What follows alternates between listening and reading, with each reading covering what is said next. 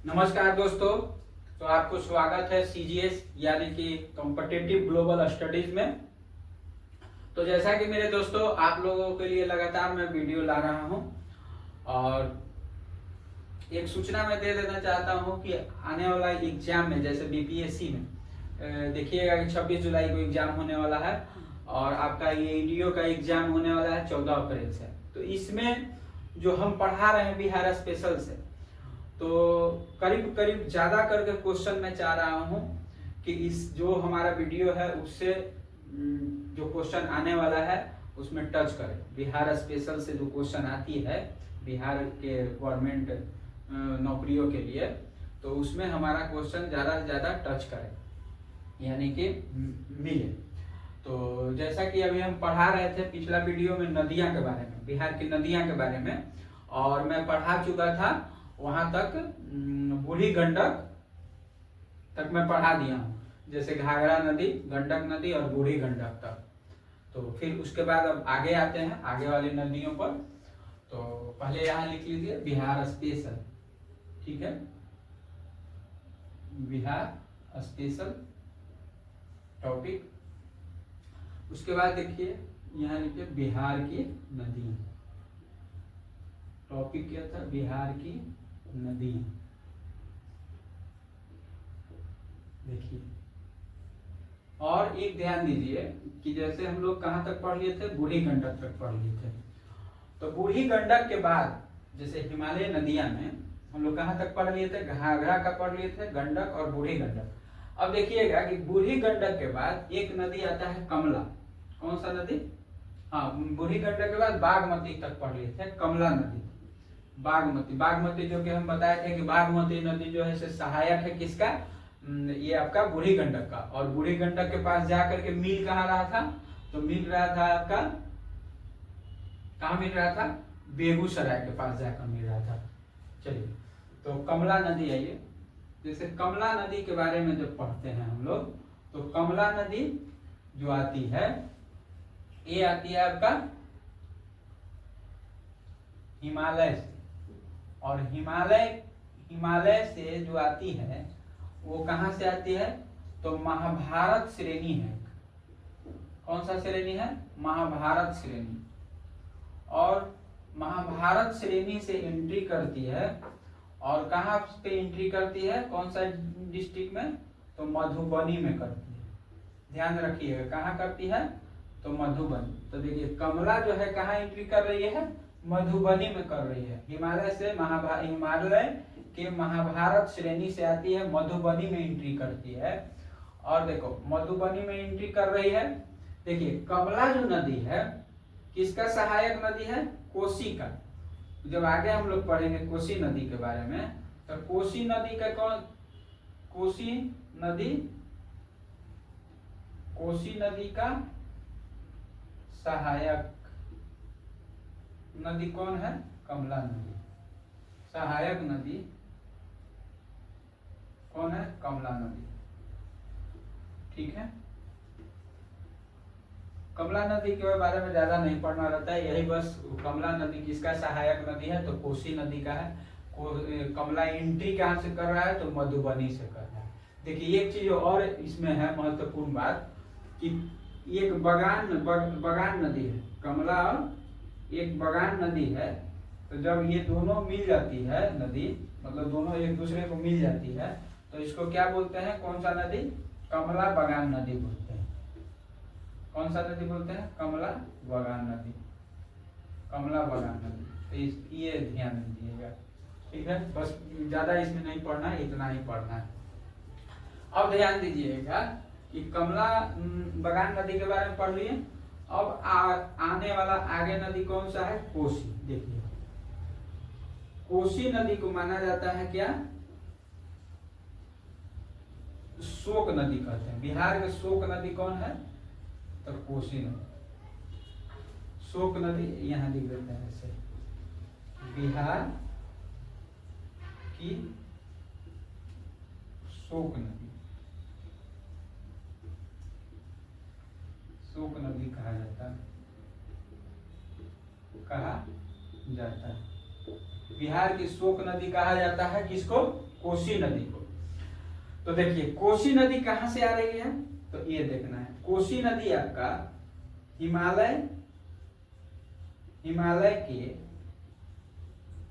हिमालय के गोसाई धाम, देखिएगा कि गोसाई धाम है हिमालय में, गोसाई धाम से निकलती है। कहां से ओरिजिन होती है? वही उद्गम हो रही है कहां से? तो आपका हिमालय के गोसाई धाम से उद्गम हो रही है, उद्गम।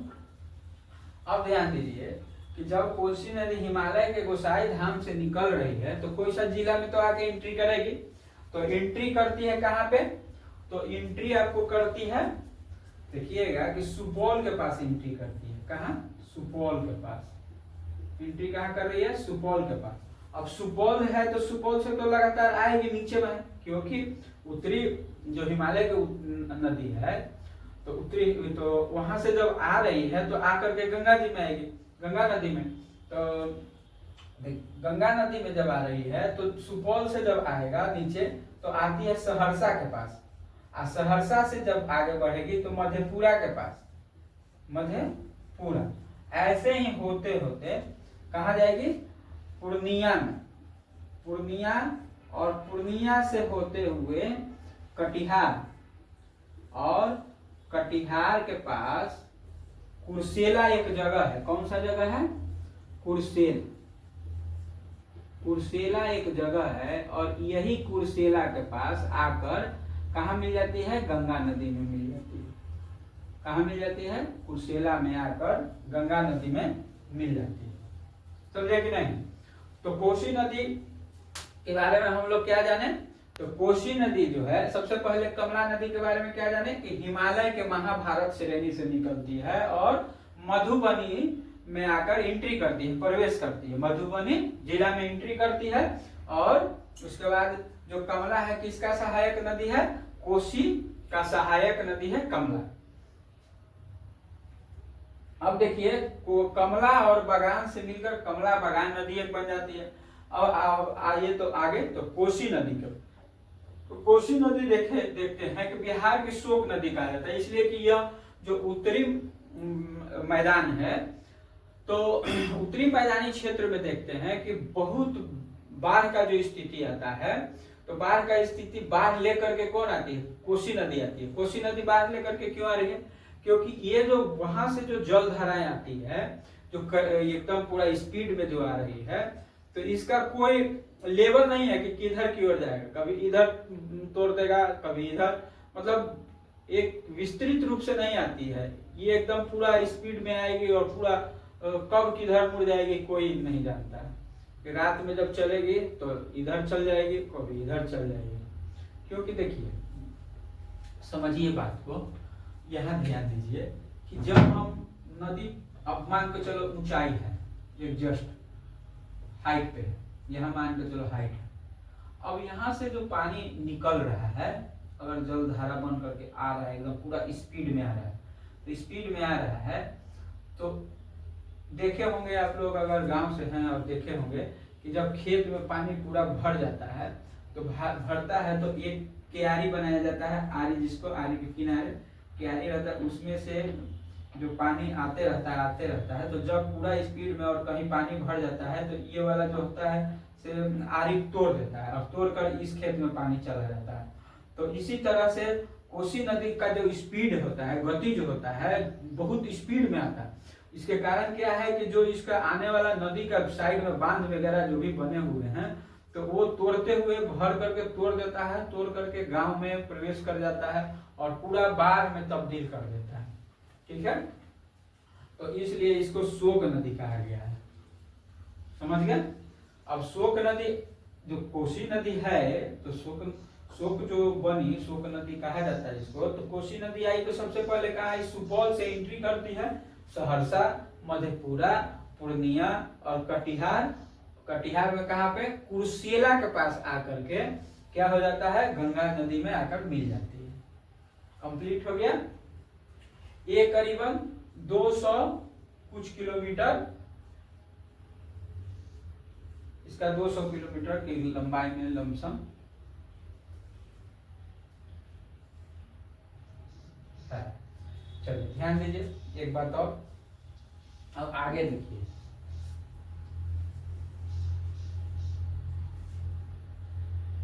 अब आगे इसको मिटा देते हैं। अब आगे आइए, आगे कौन सा नदी है? तो महानंदा नदी है। आगे कौन सा नदी? महानंदा नदी। तो हम लोग महानंदा नदी के पास आते हैं। कोसी नदी तक हो गया। अब हम लोग महानंदा आएंगे। महानंदा नदी।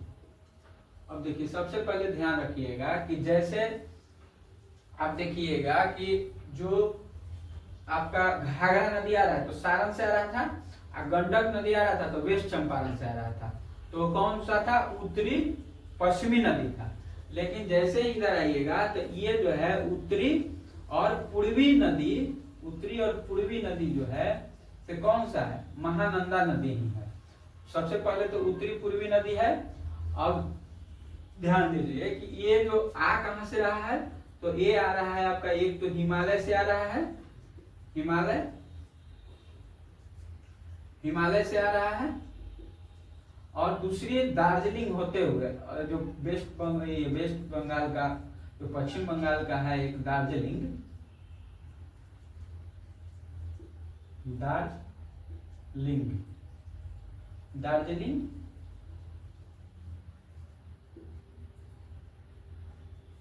दार्जिलिंग से होते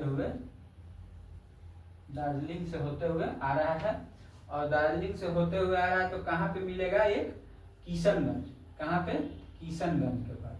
किशनगंज चूंकि पूर्वी जिला है, उत्तरी पूर्वी जिला माना जाता है, तो किशनगंज जो है, सो किशनगंज से जैसे ही आगे आइएगा, जो महानंदा नदी कहाँ? किशनगंज से जब एंट्री करेगा तो किशनगंज से नीचे आइएगा तो पूर्णिया के पास आएगा। कहाँ आएगा? पूर्णिया के पास। और पूर्णिया से होते हुए कटिहार, और देखिए ये कटिहार के पास जब आती है नदी तो कटिहार में एक मनिहार है, एक मनिहार जगह है। कौन सा? मनिहार। तो मनिहार के पास आकर गंगा नदी में क्या हो जाती है? ये मिल जाती है। तो ध्यान दीजिए ये मनिहार बहुत महत्वपूर्ण चीज है। जैसे देखिएगा कि हम जब गंगा नदी आपको पढ़ा रहे थे तो गंगा नदी जब एंट्री कर रही थी बक्सर के पास चौसा में, तो चौसा में वहां क्या हो रहा है? एंट्री हो रहा है। लेकिन आकर के यही मनिहार के पास लास्ट में, कटिहार के मनिहार के पास आकर गंगा क्या हो जाते हैं? लास्ट एग्जिट हो जाते हैं। यानी कि यही निकल करके फिर आपको वेस्ट बंगाल में चले जाते हैं, थोड़ा वो झारखंड से लगता है, और फिर इसी तरह से जाकर बंगाल की खाड़ी में आपका घुस जाती है। तो वो जब देखिएगा कि गंगा रिवर के बारे में जब इंडियन ज्योग्राफी में पढ़ाएंगे, इंडियन ज्योग्राफी में जब भारत की नदियां पढ़ाएंगे तो उसमें विशेष रूप से पढ़ाएंगे आप लोग को। तो ये हुआ आपका महानंदा नदी। तो महानंदा में ज्यादा ध्यान याद नहीं रखना, ज्यादा याद रखिएगा कि ये उत्तरी पूर्वी नदी है और लास्ट नदी है बिहार की, और हिमालय से और दार्जिलिंग मतलब होते हुए किशनगंज और पूर्णिया, किशनगंज में एंट्री करता है, पूर्णिया के पास आके कटिहार में मनिहार के पास क्या है? गंगा नदी में मिल जाती है। ठीक है। तो देखिए अब जो ये जो पढ़ लिए हम लोग हिमालयी नदी पढ़ ली है, हिमालय की नदियां पढ़ ली, जितना जो था हिमालय की नदियां पढ़ लिए हैं। अब हम लोग जो पढ़ेंगे नेक्स्ट वीडियो में, तो नेक्स्ट वीडियो में पढ़ेंगे क्या? दक्षिणी पठारी नदी। कौन सा? दक्षिणी पठारी नदी पढ़ेंगे। दक्षिणी पठारी नदियां पढ़ेंगे, क्योंकि हिमालयी नदी में हम लोग पढ़ लिए कि आपका कौन कौन सा नदी। तो सबसे पहले देखिए, सबसे पहले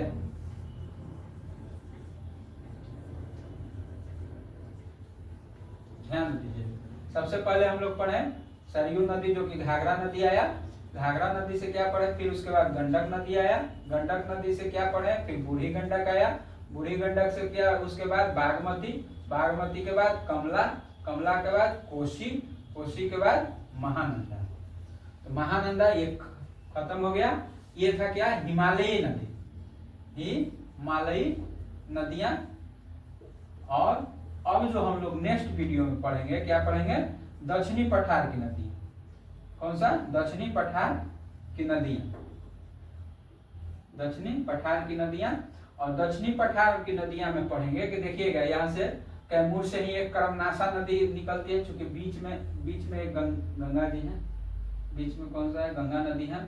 यहाँ से देखिएगा कि एक कर्मनाशा नदी जाएगा, फिर इसके बाद में यहाँ से सोन नदी, फिर उसके बाद में पुनपुन, उसके बाद में आपका फल्गु, इसी तरह से अजय, तरह से चंद्र, ये सब तरह से नदियां आपको पढ़ना है, दक्षिणी पठारी नदियां। चूंकि आप लोगों को मालूम होगा कि ऊपर वाला जो नदी में हमेशा पानी रहता है और नीचे वाला दक्षिणी पठार जब है, तो दक्षिणी पठार की नदियां में ज्यादा दिनों तक पानी नहीं रहता है। जैसे जब वर्षा होगा तो बरसात के मौसम में भरपूर पानी रहेगा, और जब वर्षा खत्म हो जाएगा तो उसके बाद में इधर पानी सूख जाता है। इसलिए देखा जाता है कि इधर का आदमी बाढ़ से परेशान है और इधर के आदमी सुखाड़ से परेशान है। इधर बाढ़ वाला पैसा मिलता है, इधर सुखाड़ वाला पैसा मिलता है। जब गवर्नमेंट का योजना जो होता है तो योजना के अकॉर्डिंग पैसा लाती है, तो पैसा जब लाएगी तो वो क्या होता है कि जब इधर बाढ़ आ जाता है तो बाढ़ वाला पैसा मिलेगा, जब इधर सुखाड़ हो जाएगा तो सुखाड़ वाला पैसा मिलेगा। तो बिहार का हमारा ऐसा जलवायु, ऐसा भूगर्भिक संरचना है, भौतिक संरचना है कि दोनों तरफ से फायदा उठाते हैं लोग। सुखाड़ वाला अलगे पैसा उठाएगा, बाढ़ वाला अलगे उठाएगा। ठीक है, तो चलिए फिर अब इधर दक्षिणी पठार वाला नदियां नेक्स्ट वीडियो में बनाएंगे, और ऐसे ही आपको लगातार वीडियो में लेकर के आऊंगा। और जैसा कि मैं वीडियो बना रहा हूं तो आप लोग सब्सक्राइब भी कीजिए, और सब्सक्राइब के साथ साथ लाइक का बटन भी दबाइए, और शेयर भी कीजिए अपने फ्रेंडों के पास, ताकि बहुत सारा सब्सक्राइबर हो और मैं इसी तरह से अच्छा और वीडियो बनाऊं और आप लोगों को आसान से आसान तरीके से बताऊं। और कमेंट भी कीजिए आप लोग कि मैं कैसा पढ़ा रहा हूं, मतलब थोड़ा देखिए और कमेंट भी कीजिए और शेयर भी कीजिए। चलिए ठीक है।